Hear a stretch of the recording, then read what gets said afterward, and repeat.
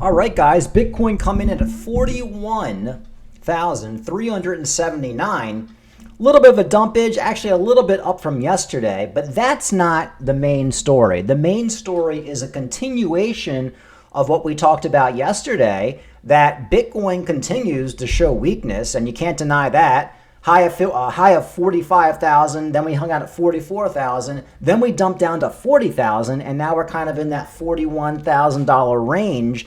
While overall your altcoins are totally outperforming, and there's no other way to put it. Cardano was back up to 60 cents this morning. Now it's back down to almost 58 cents, but it only hit a high of 62 cents. So Cardano hit 62 cents, dropped all the way back down to like 50 cents, and now it went back up to 60 cents, now hanging out at 58 cents. So overall, I mean, I would consider that to be a big win for Cardano, actually keeping most of those gains. AVAX has been on an absolute tear. Like I said, it's a gaming project, and a lot of the big gaming YouTube shillers are talking about AVAX. And with that said, I would totally be looking to buy some AVAX. If it dumps, it will eventually. I don't know when, but right now it's showing strength. Doge is still hanging on, 9 cents, not too bad, only down from 10 cents. Let's see what other altcoins. Matic still up 3%. Even Litecoin still in the $70 range. It's not going to go much lower than that unless Bitcoin absolutely takes a shit. Cardano is up 8%.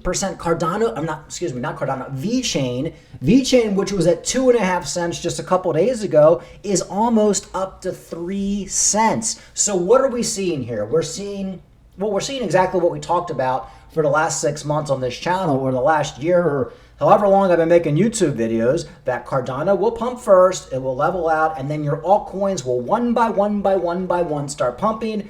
Interestingly, the biggest altcoin that I hate the most, Solana, led this little altcoin rally, but that's fine.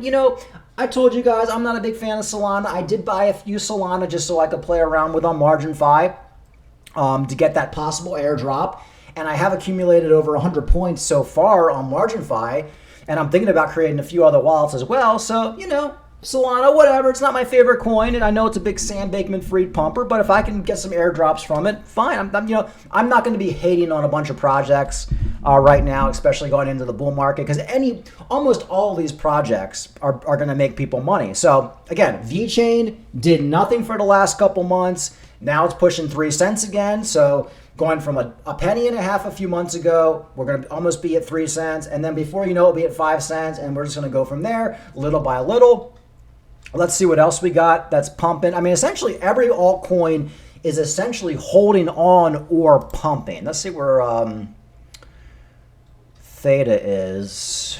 Theta $1.05. So Theta is due for its next leg up, which I think will be at $1.50. So let's look for that next leg up on Theta. Theta's still a good buy in my opinion. Okay, so let's see what else is going on. We're going to talk about the top crypto gaming coins. We've been talking about for the last couple months, or at least the last month, that crypto gaming is going to be the narrative. All the YouTuber gaming shills for crypto have come back. They've risen from the dead. Alex Becker, Elios Trades, all these guys are back in business. And you can pretty much see, and we talked about this the other day, that the crypto gaming coins are not dumping. They did not dump with Bitcoin, maybe a little bit, but then they came right back up. And some of these numbers are absolutely insane. Immutable X up 40% over the last 7 days. Most of these crypto coins are at least up 15%. Beam up 57%. Decentraland only up 4%, but that rose a lot a few weeks ago. You do have some that are down 10%, so this might be a time to buy some, but these like Alluvium and GMT, Floki, these are all coins that pumped a lot over the last couple weeks, so this might be an opportunity. Look, guys, we're in a situation right now in these crypto markets where you just got to look for opportunity. We're not in the situation where like this time last year where like Bitcoin dumps and every single coin dumps 30-40% when Bitcoin dumps 10%. Like those days are over now in this bull market. We're going to get pullbacks on Bitcoin only because people are looking to get into altcoins, and you need to basically go through the list and find altcoins that have dumped, because all of them have not dumped. If you look at the top crypto gaming coins, only like 20 or 30% of them are on a pullback right now. A lot of the other ones, Engine 5%, Prime Coin up 20%. Cetify up 47%. I mean, we can just go down this list, but there are a lot of coins. While some coins are down 10%, a lot of these coins are up 20, 30, 40, 50%. So what you should be doing right now, if you've been following this channel and you got your Cardano, you got your Solana or whatever, you got your XRP, you got your bag. You got your bag of good quality projects. And now you're just like, what do I do next? What do I do next? I don't want to buy any more Cardano because I have a lot of it, and plus it's pumping.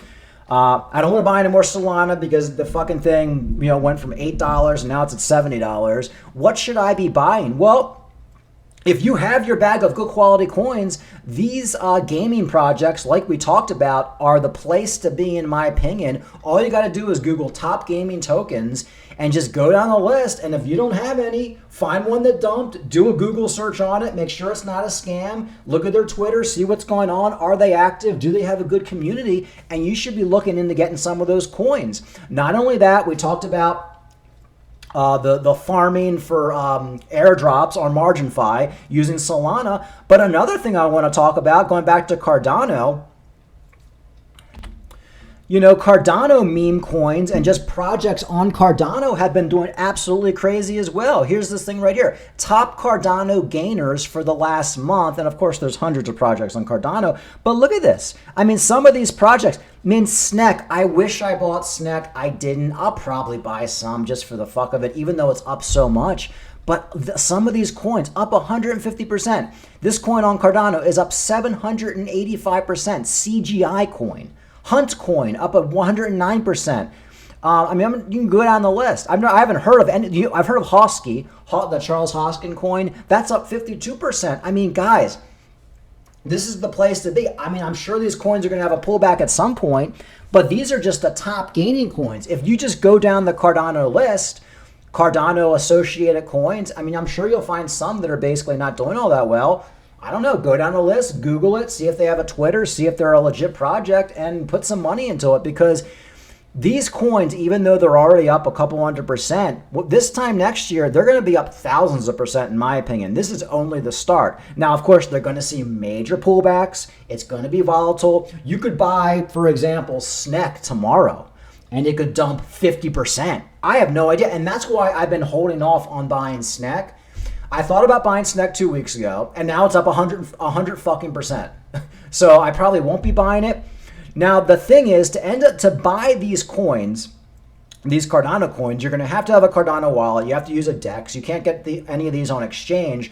What I recommend is the Yori wallet. I actually just downloaded it, and you can basically do a swap. So essentially, you buy your Cardano on Coinbase, you send it over to the Yori wallet, and once it hits the Yori wallet, there's a way you can swap it. There's a swap button. So it says you can swap your Cardano for SNEC or Hunt or any one of these coins. I mean, there's thousands of coins on there, and you pay a little fee, and that's how you do it. So that's probably what I'm going to be doing today, looking for some of these Cardano projects that haven't pumped all that much. I mean, I guess Hosky only up 50% in the last month. Maybe that's a buy, but all these coins on the Cardano blockchain right here are probably going to be up thousands of percent in the next year. Now, of course, these are very volatile. That any one of these could go to zero. These coins are not like buying Litecoin or Cardano or XRP or Bitcoin. Like, this is like a whole, these are coins you buy when you already have your bag of good quality coins, and essentially you buy these coins in hopes that, say, a SNEC gets a Coinbase listing or a Binance listing, or one of these projects gets a KuCoin listing, and then all of a sudden they take off. And that's kind of what you're doing. You don't put a huge percent of your portfolio in it. Maybe, if you got a $30,000 portfolio, you put $1,000 in, you take a couple $100 in each of them, and you kind of see what happens. But now's the time to be doing that. Well, actually, last month was the time to be doing it, and I'll admit, I really wasn't doing it, and I really want to kick myself in the ass, but it's not too late. It's absolutely not too late. Found this article. Everybody's talking about the ETF. We think it's going to happen, but it's not 100%. But you kind of have to read behind the scenes, look what the big players are doing, and everything looks like they're in total preparation for this ETF. I found this article, BlackRock's Bitcoin ETF now invites participation from Wall Street banks. A change to the structure of proposed spot Bitcoin ETF would enable authorized participants to create new shares in the fund with cash rather than only with cryptocurrency, essentially opening the door to banks who could not hold crypto directly. So, a lot of these banks don't want to hold crypto. They're not allowed to hold crypto. Now they can just use cash to get in on the price action of Bitcoin. A change to the mechanics of BlackRock's proposed spot Bitcoin ETF opens the door for Wall Street banks, which face restrictions holding cryptocurrencies, to play a key role. BlackRock recently made it so authorized participants, a vital part of the ETF ecosystem, will be able to create new fund shares with cash rather than only with cryptocurrency. A highly regulated U.S. bank are unable to hold Bitcoin themselves. This setup would enable the likes of JP Morgan or Goldman Sachs, firms with some of the largest balance sheets in the world, to act as APs to BlackRock ETF. That's interesting. So that would explain why JP Morgan, who's that guy, Jamie Dimon, doesn't like Bitcoin, because technically they're not really even allowed to hold it. If they're not legally allowed to really hold it, unless it's off the books, it totally makes sense why he would shit on it all day. Because it's like, it's kind of like when you're it kind of reminds me of growing up, like, I was big into video games, and like a friend of yours would get like the best new video game system. So you're playing like the Super Nintendo, and then my friend got like a PlayStation, and you're just like, oh, that PlayStation sucks. That sucks. Super Nintendo is way better. I just like my Super Nintendo.